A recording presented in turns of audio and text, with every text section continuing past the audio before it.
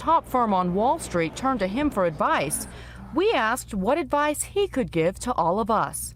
What are the three things that the average American would take away? Well, if it's too good to be true, it usually is. Always look at how much the other guy is making when he's trying to sell you something, and stay away from leverage. Nobody ever goes broke that doesn't owe money. A long, long time ago, a friend of mine said to me about leverage, he said, you know, if you're smart, you don't need it, and if you're dumb, you've got no business using it.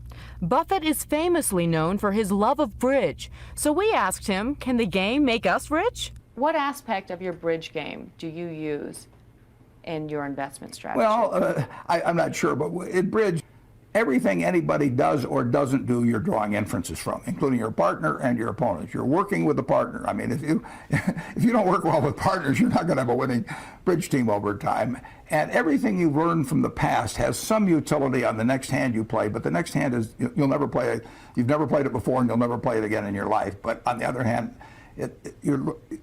the problems you've solved in the past are useful in solving the problems there, and you have to keep paying attention all the time. I mean, you can't coast. Next up, college education. Is it worth the high price for struggling families?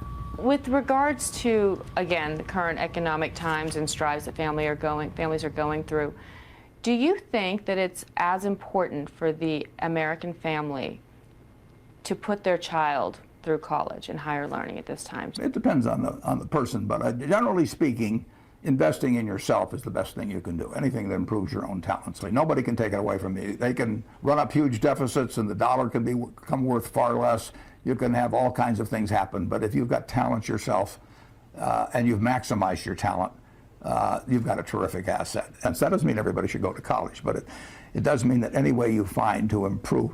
Communication skills are enormously important. I mean, I took a Dale Carnegie course that I paid $100 for, and it was worth a college degree.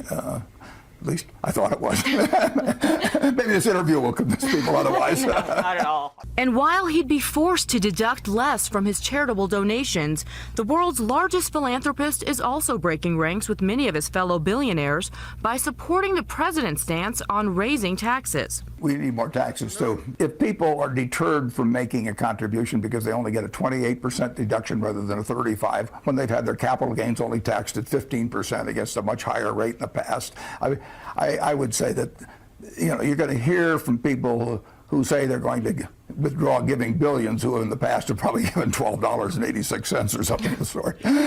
So to you, this is it's semantics at this point. It's a red herring.